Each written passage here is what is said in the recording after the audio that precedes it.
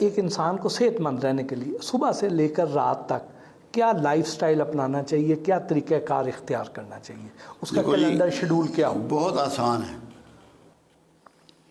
سب سے پہلے تو ارلی اٹھے اور واک کرے۔ میں عبادت کی بات نہیں کر رہا، ہلکا ناشتہ کرے جلدی، ہیوی ناشتہ نہیں کرنا چاہیے، ہونا چاہیے ڈائٹ والا جس میں انرجیٹک ہو، ہیوی تعداد اس کی کم ہونی چاہیے۔ اس کے بعد اپنا کاروبار پہ جائے، کام پہ جائے۔ دوپہر کو کھانا کھانے کی ضرورت نہیں ہے، ہلکا پھلکا کوئی پھل یا کوئی سبزی کچی، سیلڈ، یہ چیزیں لے۔ شام کو مغرب کے وقت کھانا کھائے تھوڑا، اس کے بعد عشاء تک انتظار کرے، عشاء پڑھے، وہ کھانا وغیرہ اس کا ہضم ہو جائے گا۔ سوئے، گہری نیند سوئے، دائیں کروٹ لے کے سوئے، اور کپڑے سادہ پہنے، روز دانت صاف کرے، اور کوشش کرے کہ پیدل چلے۔ بھائی یہ سادے سے نسخے ہیں۔ یہ جب چائے پی رہے ہیں بار بار، بوتلیں پی رہے ہیں، میں نے تو کبھی بوتل کو ہاتھ بھی نہیں لگایا۔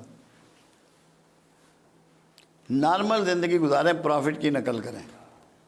اللہ کے رسول کے معمولات کا آپ کو علم ہونا چاہیے، معمولات رسول پہ زندگی گزاریں۔ آپ کو ساری بیماریاں منہ سے لگتی ہیں جی۔ اگر منہ کو آپ نے قابو کر لیا دو باتوں میں، بولنے میں قابو کر لیا تو زمانے سے بھی بچ جائیں گے، اللہ کے ہاں بھی بچ جائیں گے۔ کھانے میں قابو کر لیا تو بیماریوں سے بچ جائیں گے۔ بدن نہ بڑھے، چکنائیوں دیکھو اللہ کے رسول کو دیکھیں، مطالعہ تو کریں ان کی زندگی کا، کہ دودھ پیش کیا جاتا ہے وہ بھی بکری کا، کول میں ہوتا تو آپ کہتے ہیں اس میں اتنا ہی پانی ڈال دو۔ بکری کے دودھ میں، جس میں دنیا میں چکنائی سب سے کم ہے، اور پھر اس کو روٹیٹ کرتے دائیں سے بائیں،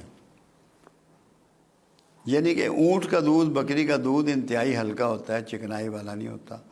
چکنائی کو آپ ڈسٹریبیوٹ کر دیتے زیادہ لوگوں میں۔ پھر گوشت کا استعمال آپ نے کیا، 3 مہینے بعد کہیں ایک بوٹی کھاتے۔ لوگ تو کہتے ہیں آپ کو دستی کے گوشت کا شوق تھا، مگر یہ نہیں بتاتے کہ کتنے عرصے بعد کھاتے تھے، کیونکہ گوشت چکنائی کا سیدھا حصول ہے نا۔ چکنائی کے آپ کچی بوٹی ہاتھ میں پکڑ لیں تو آپ کا ہاتھ چکنا ہو جاتا ہے، یا نہیں ہوتا؟ جی بالکل ایسے۔ تو گوشت کا استعمال زندگی میں کم کریں، ویجیٹیبل پہ توجہ دیں، اناج پہ نہیں۔ اناج وزن بڑھاتا ہے، ویجیٹیبل انرجی بڑھاتی ہے۔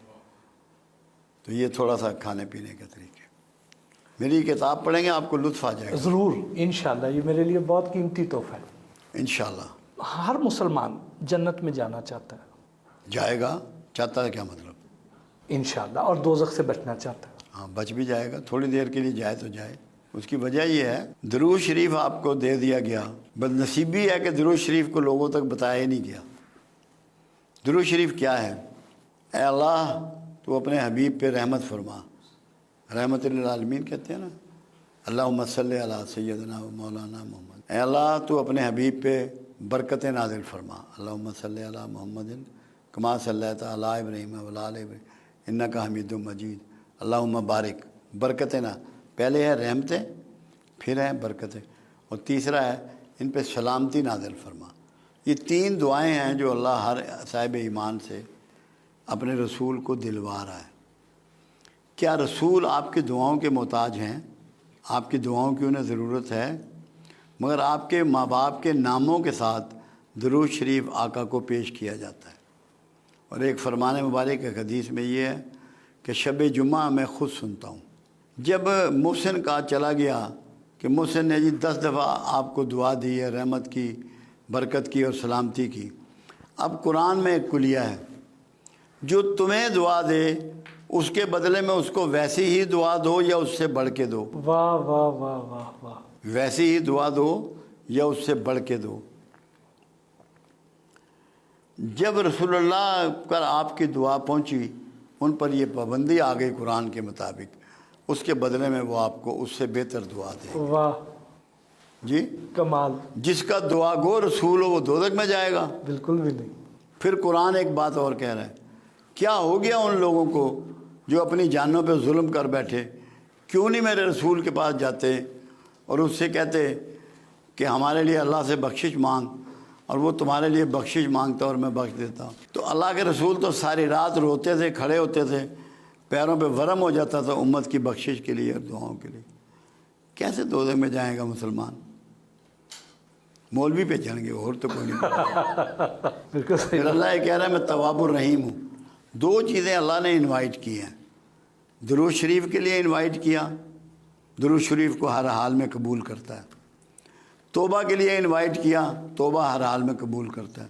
ایک دفعہ بھی جس نے توبہ کر لی, بھلے جنازے کی نماز میں ہی کر لی, وہ دوزخ میں نہیں جائے گا. واہ واہ, انشاءاللہ انشاءاللہ. انشاءاللہ کی بھی ضرورت نہیں, اس کی مرضی اسی طرح ہی ہے. عزت, سکون اور اطمینان کیسے حاصل ہو سکتا ہے؟ بانٹنے سے. دیکھو ایک اصول ہے, میں یہاں گیند مارتا ہوں دیوار پہ, واپس کدھر آئے گی؟ میرے پاس آئے گی.